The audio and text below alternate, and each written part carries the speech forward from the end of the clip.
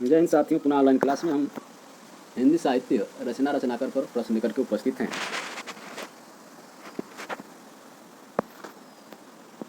आज का पहला प्रश्न है, दलित साहित्य का सौंदर्य शास्त्र पुस्तक किसने लिखी है? तो ये हैं ओम प्रकाश वाल्मीकि, जो कि इसके पहले वाले वीडियो में प्रश्न हो चुका था, व्याख्या तक हुआ था। यहाँ पे देख लेते हैं। दलित साहित्य का सौंदर्य शास्त्र एक आलोचना है, इन्होंने लिखा है ओम प्रकाश वाल्मीकि।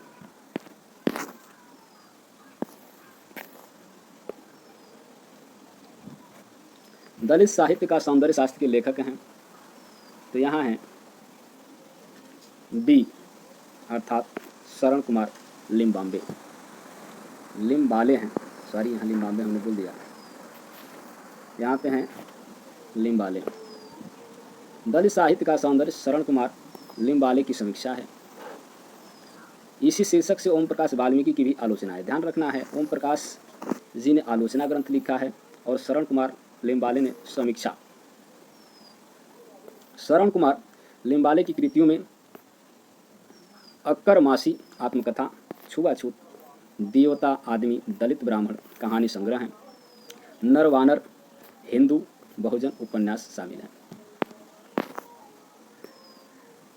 किस रचनाकार ने पौराणिक आख्यानों को अपने उपन्यासों से सर्वथा नए और विश्वसनीय रूप में प्रस्तुत किया है? तो ये हैं नरेंद्र कोहली। व्याख्या है, नरेंद्र कोहली ने दीक्षा, अवसर, संघर्ष की ओर और युद्ध नामक उपन्यासों के माध्यम से राम कथा को वर्तमान परिप्रेक्ष्य में व्याख्यायित करने का उल्लेखनीय प्रयास किया है। नरेंद्र कोहली का उपन्यास अभिज्ञान कृष्ण सुदामा आख्यान के आधार पर कर्म सिद्धांत की आधुनिक व्याख्या प्रस्तुत करता है। अगला प्रश्न है, कबीर बाज भी, कपोत भी, पपीहा भी की रचनाकार हैं। ये हैं धर्मवीर। कबीर बाज भी, कपोत भी, पपीहा भी की रचना धर्मवीर ने की है। डॉक्टर धर्मवीर दलित विचारधारा के समर्थक हैं। उन्होंने अपनी पुस्तक कबीर बाज भी, कपोत भी, पपीहा भी में लिखा है कि ब्राह्मण अपनी बात ब्राह्मण धर्म की रूप में कहता है, क्षत्रिय ने अपनी बात बौद्ध धर्म की रूप में रखी।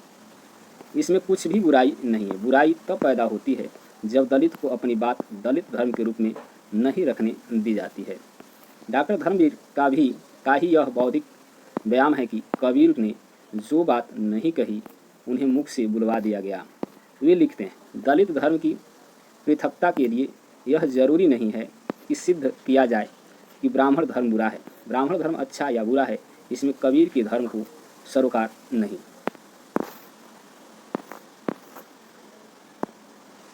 निशा निमंत्रण, यहाँ प्रश्न है, निशा निमंत्रण के रचनाकार हैं। तो ये हैं हरिवंश राय बच्चन। निशा निमंत्रण के रचनाकार हरिवंश राय बच्चन हैं। इनकी ख्याति मधुबाला की रचना के साथ हुई। इनकी कविताओं का प्रथम संग्रह तेरा हार है। अमन का राग के लेखक हैं। तो ये है शमशेर बहादुर सिंह। अमन का राग के लेखक शमशेर बहादुर सिंह हैं। यह एक कालजयी कविता है। इसका प्रकाशन 1952 में हुआ। मौर्य विजय किसकी रचना है? तो ये है सिया रामशरण गुप्त का।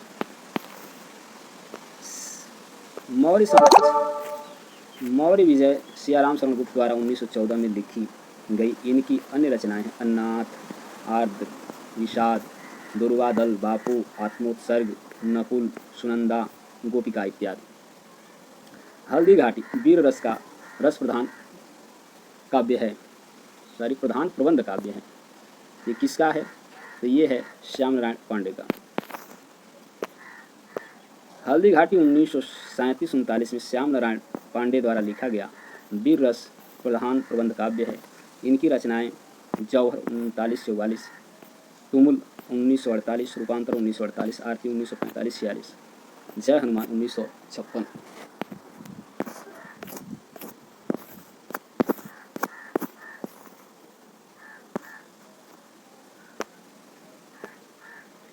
भविष्यत कहाँ की रचनाकार हैं? तो ये है धनपाल। भविष्यत कहाँ यानी भविष्यत कथा धनपाल की रचना है। इसकी रचना 10वीं सदी में की गई। धनपाल अपभ्रंश की प्रमुख कवि हैं। इसमें एक वणिक की कथा है। पुनः प्रश्न वही है, भविष्यत कहाँ किसकी रचना है? तो धनपाल की है।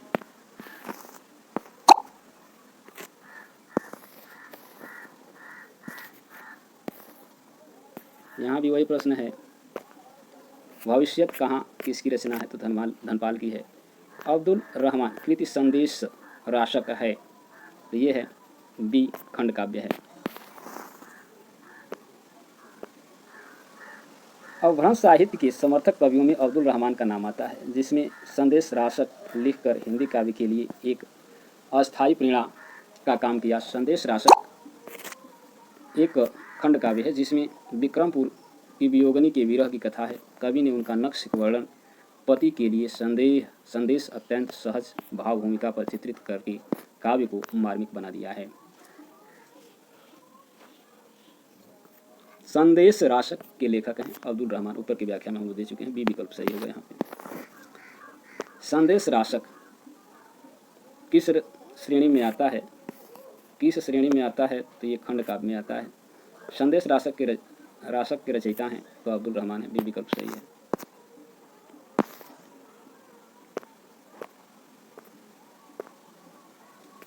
बांधो न नाव इस ठाव के लेखक हैं। तो ये हैं उपेंद्रनाथ अस्क। बांधो न नाव इस ठाव एक उपन्यास है, इसके लेखक उपेंद्रनाथ अस्क हैं। इनके अन्य उपन्यास हैं सितारों के खेल, गिरती दीवारें, यहाँ है गर्म राख, बड़ी बड़ी आंखें, पत्थर अलपत्थर, शहर में घूमता आईना, एक नन्ही कंडील आदि।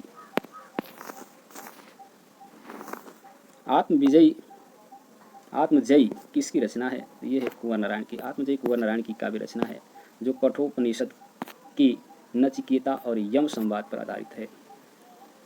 साखी किस कवि का काव्य संग्रह है?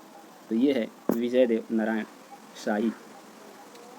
साखी विजयदेव नारायण शाही का काव्य संग्रह है। जमीन पक रही, यहाँ से देखो केदारनाथ सिंह के काव्य संग्रह हैं।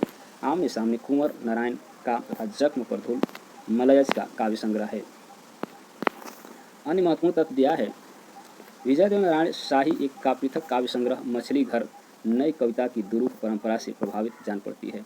केदारनाथ सिंह की अभी 1959, जमीन पक रही 1980, यहाँ से देखो 1984, अकाल में सारस 1988, उत्तर कबीर 1995, बाग 1996, टाल स्टाई और साइकिल 2005 कविता संग्रह प्रकाशित हुए हैं।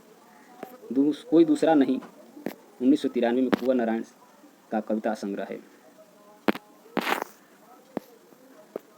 अगला प्रश्न है, मछली घर नामक काव्य संग्रह के संपादक हैं। तो ये हैं विजयदेव नारायण शाही। जमीन पक रही है किसका काव्य संग्रह है? तो यह है केदारनाथ सिंह का।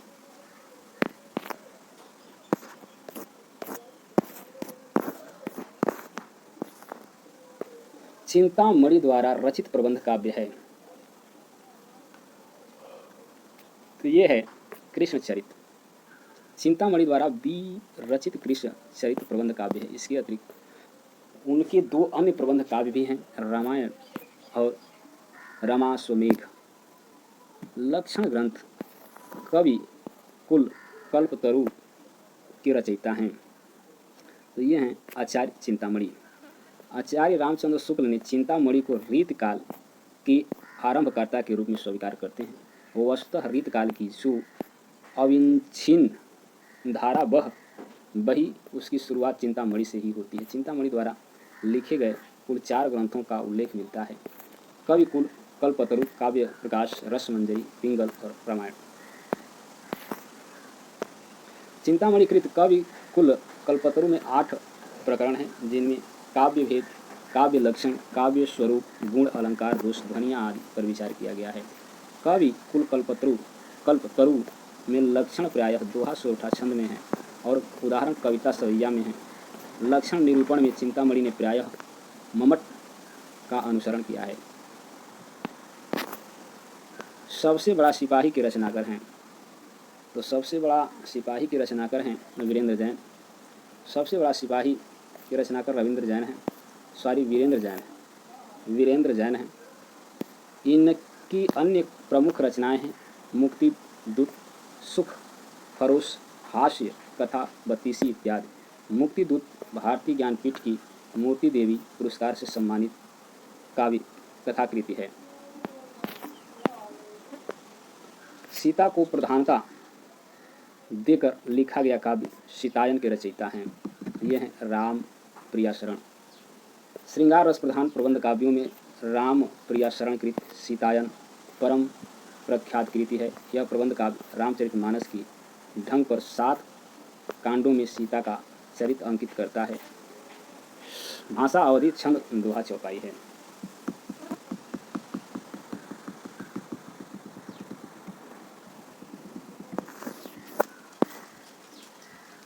राम प्रिया शरण।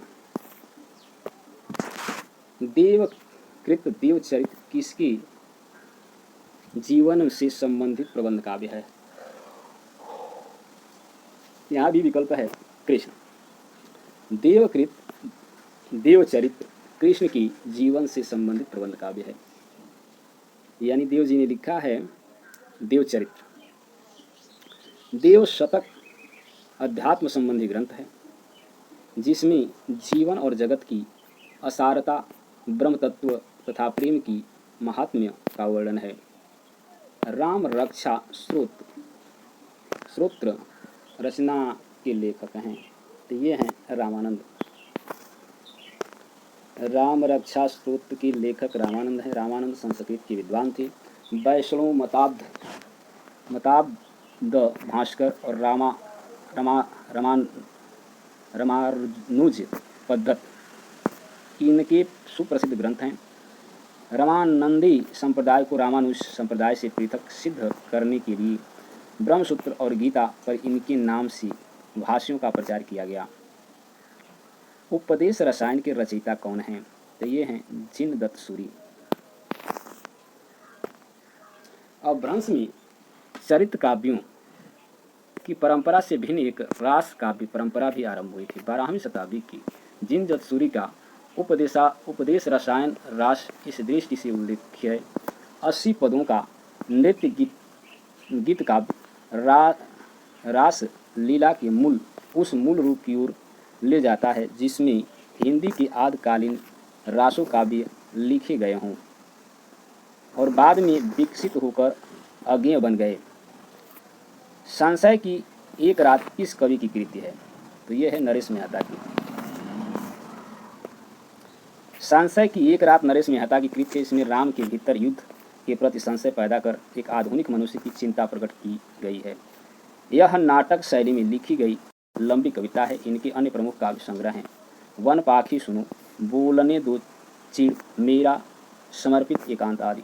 संशय की एक रात के लेखक हैं तो नरेश मेहता हैं। तो आज के लिए बस इतना ही। पुनः अगले वीडियो में इसके आगे प्रश्नों को लेकर के उपस्थित होंगे। तब तक के लिए धन्यवाद। वीडियो को ज़्यादा से ज़्यादा शेयर करें ताकि अधिक से अधिक लोग जुड़ें, हमारा भी मनोबल ऊंचा हो, ताकि अधिक से अधिक आपको प्रश्न उपलब्ध कराए जा सकें।